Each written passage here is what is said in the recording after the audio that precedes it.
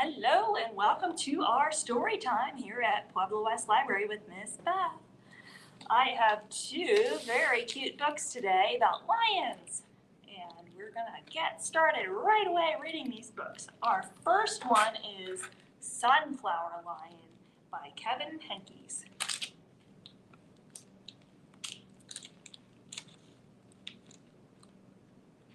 This book actually has chapters in it, which is pretty cool.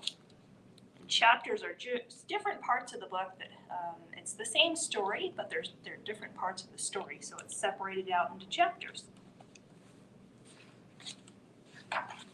Chapter 1.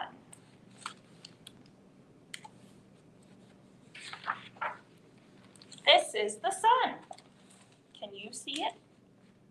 The sun is in the sky. It is shining. It is as bright as a flower.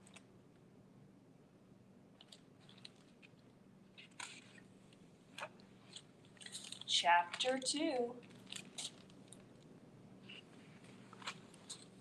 This is a flower. Can you see it? The flower is growing. It is growing on the hill. It looks like a little lion. It kind of does, doesn't it?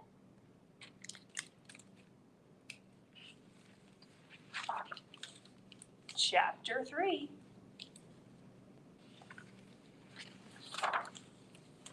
This is a lion. Can you see him? The lion is running up the hill. He smells the flower.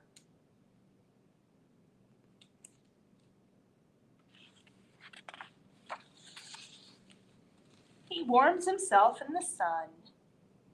So we have lion, sunflower, and sun. Chapter 4.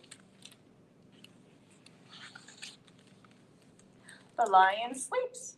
He dreams he is in a field of flowers, and the flowers are as big as the sun. The flowers are cookies, and the lion eats them all. That's quite a dream.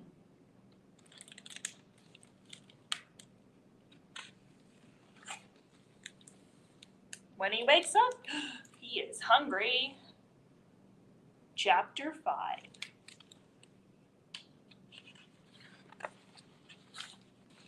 The lion runs home. Can you see him? No, you can't. He is running too fast.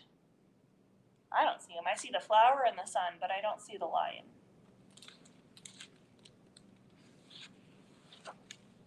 Chapter 6. Now the lion is home. He has had his supper, and he is asleep with his family. Oh, looks very cozy.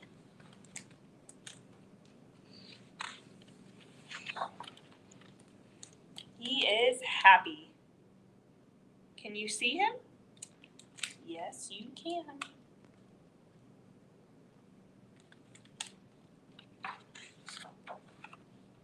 The end.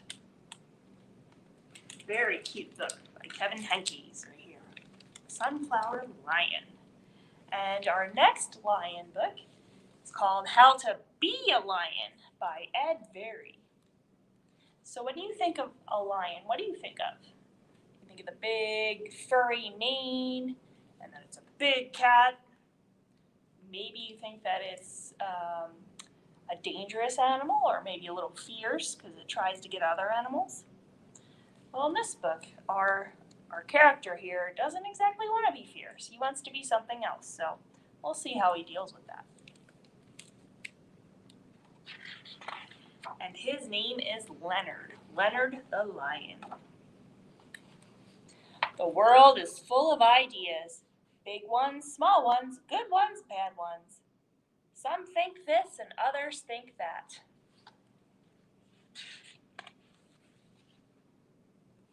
Some say there's only one way to be a lion. They say, so you see the 3 lions in the bush there, and then the tiny little mouse.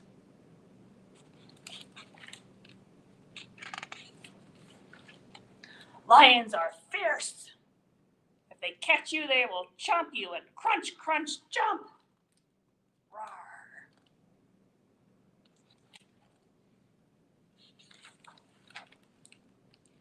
They say a lion can't be gentle.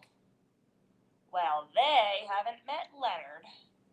Leonard loves to walk by himself, feeling the sun warm his back and the grass under his paws. He looks like a gentle lion to me. Some days Leonard walks to his thinking hill, and sometimes he thinks important things and thoughts. Sometimes he daydreams. Somewhere in between, he hums quietly and plays with words, putting them together this way, then that way, making them into poems. So poems are kind of stories that have a rhythm to them. They kind of go along like music, like bum, bum, bum. And some of the words in poems usually sound similar. They rhyme. Some say, wait, lions are not gentle and lions do not write poems. And if a lion met a duck, bad luck for that duck. Crunch, crunch, chomp. But if Leonard met a duck, what do you think would happen? Do you think Leonard would eat up that duck? It says he's a gentle lion, so... Hello, said Leonard. I'm Leonard. Hello, said the duck. I'm Mary Ann. I'm writing a poem, said Leonard. But I'm stuck. Will you help me? You're in luck, said Mary Ann. I'm a poetic duck. Together they played with Leonard's poem until the words came unstuck. It's already turning into a poem, our story here.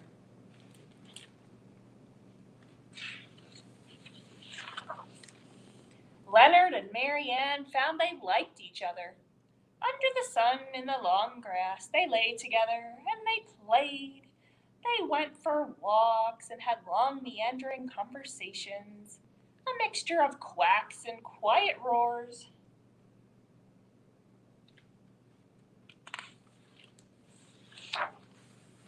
At night, they watched for shooting stars and made wishes if they saw them. Do you think the universe has edges? Quacked Mary Ann. If it doesn't, said Leonard, will we fall out? Together they are happy. They wish for nothing more than this. Some say that a lion should have chomped a duck by now.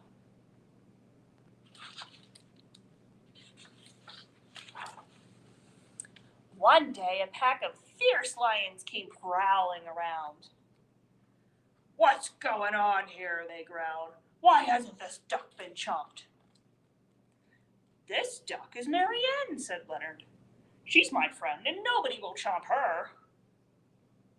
He's protecting her.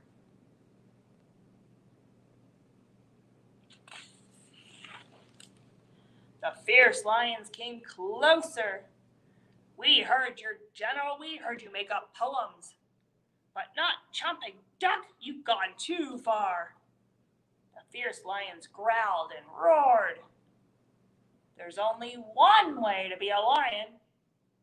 Leonard, you must be fierce.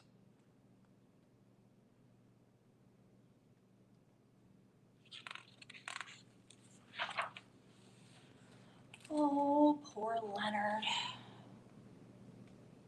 Must I be fair? Said Leonard. Must I change?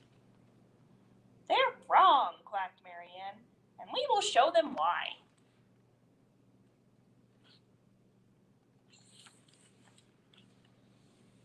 Leonard and Mary Ann went to their thinking hill, and they thought hard.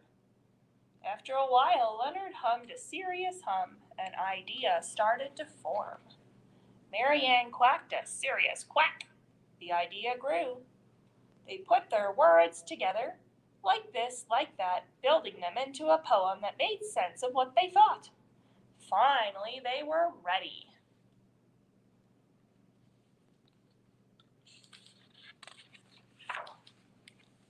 Leonard took a deep breath. I'll say this quietly. I needn't roar to be heard. I can be a friend to a bee or a bird. You said I must change. I must chomp, Mary Ann. But chomping your friends is a terrible plan.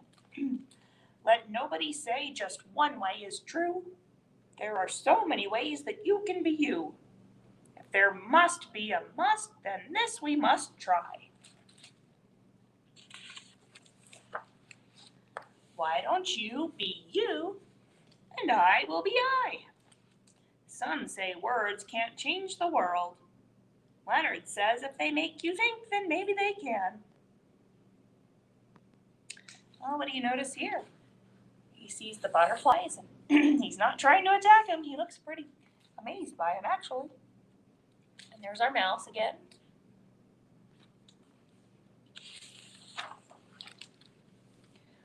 Is there just one way to be a lion? I don't think so. Do you?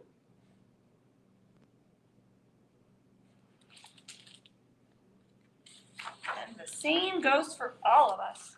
You and me and everyone else.